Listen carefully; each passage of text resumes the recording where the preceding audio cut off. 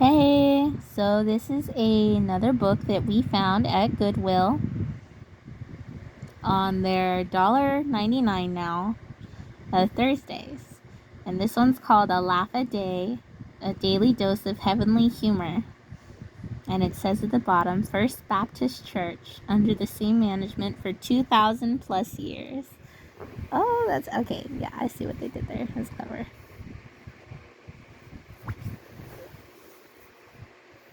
Let's see.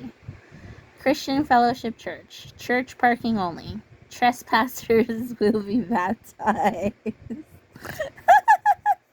Okay, that's pretty funny.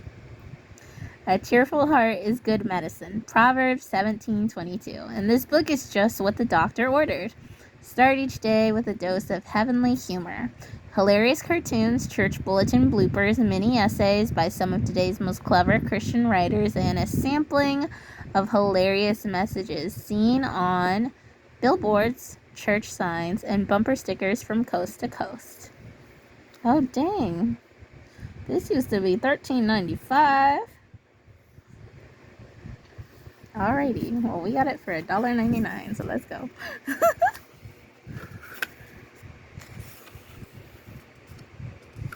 What is this? The introduction? Should I read this? Or should we just skip to day 1? Just kidding. Day 2. Day 2. That's what I meant. Day 2. So, it says, I have always been fascinated by the power of humor to bring healing into nearly every area of our lives. Is that why I laugh so much? Who knows? After all, humor diffuses conflict, enhances communication, combats isolation, lowers guards. It lifts our spirits, broadens our perspectives, and helps us cope. It even reduces stress, decreases blood pressure, and strengthens the immune system. Best yet, humor has no calories and isn't taxable. Yet. That'll be the day, won't it? So there are very few downsides. Let me take a breath. Because, yeah, that's the thing, too. It's kind of random, and it's like, it's like TMI. You don't really know, but, like, I feel like I just overproduce, like, a lot of spit. And so, like, I have to swallow in, like, just intervals. Because I don't know why. Like, is that called a thing? Like, I just have always produced, like, so much saliva, and I feel like I just have to, swallow or I'm gonna drool or something. Or choke on my spit, either one. Anyway, as a writer, you really didn't need to know that. Anyway, I have received some of the most poignant, amazing letters from readers who have discovered humorous healing properties in the midst of life's most heartbreaking circumstances. I'll never forget the woman who wrote me 2 weeks after being diagnosed with breast cancer. She told me that after reading a humorous piece I wrote on the therapeutic benefits of TV Land theme songs, she tried to quell her panic by asking her husband to sing the Gilligan's Island theme song with her.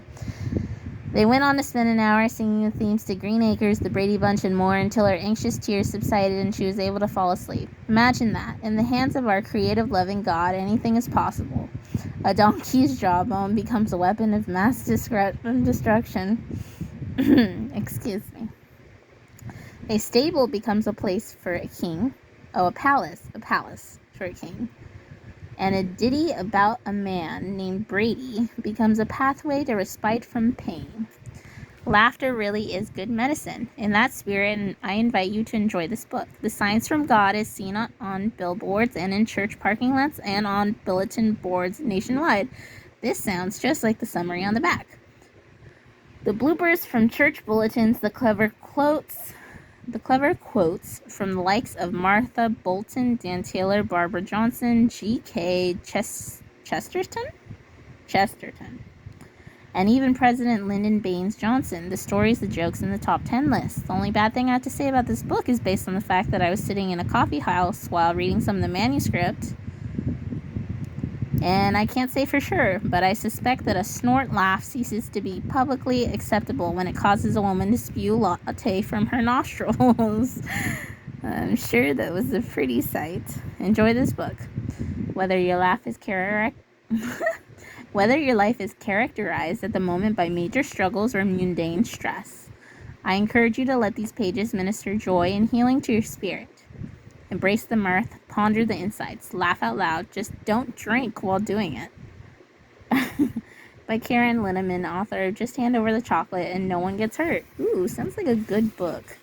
I would read, for sure. This one says, don't forget to call your mother. Top 10 things to do in heaven besides playing the harp. Tune the harps, double check the harp inventory post on harpnut.com blog. Make up hilarious puns like just harpy to be here, fuss with robe, retune the harps, hide in harp case, jump out and scare unsuspecting angels. Call radio stations, shout more harp and hang up. Tell yourself that 3,459th chair out of 7 billion in the harp section is not that bad. And that tickles me just a little bit, just because it reminds me of band class and when they always rearranged you for chairs. And I relate to a further position. That's all I'm saying. Anyway, 1. Sketch designs for heart tattoos. Anyone want a heart tattoo? 3. Signs from God. First Baptist Church. You're not too bad to come in, but you're not too good to stay out. You're not too bad to come in, but you're not too good to stay out.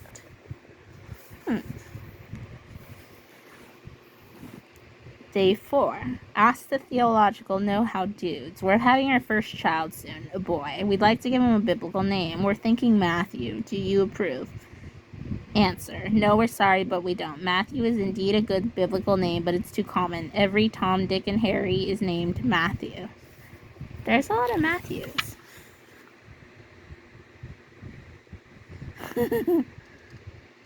If you're looking for a sign from God to go back to church, maybe this is it, right? Maybe it is. Sometimes it's the smallest things that you really don't want to think much more about, but then you have a nagging feeling or a suspicion. But then sometimes you're just like, no. Like, no, that was nothing. Like, maybe, like, another sign, One that's, like, more so hitting you in the face. I mean, it would kind of hit you in the face if you bumped into the back of a car, but, that's all I'm saying. Okay, last one. A voice from above. 2 outdoorsmen from Texas went to Minnesota for a little ice fishing. After setting up a tent and sorting their equipment, they began to drill a hole in the ice as they filled up their chainsaw. However, they heard a booming voice from above them. There are no fish under that ice. Startled, the men looked at each other. Is that you, Lord? One of them asked again. The voice boomed again. No, I'm the owner of this ice skating rink, and I'm telling you guys for the last time, there are no fish under the ice. Well, I hope you enjoyed that, because I did, and I definitely did have some laughs. So, bada bing, bada boom, and I hope you enjoyed. Goodbye.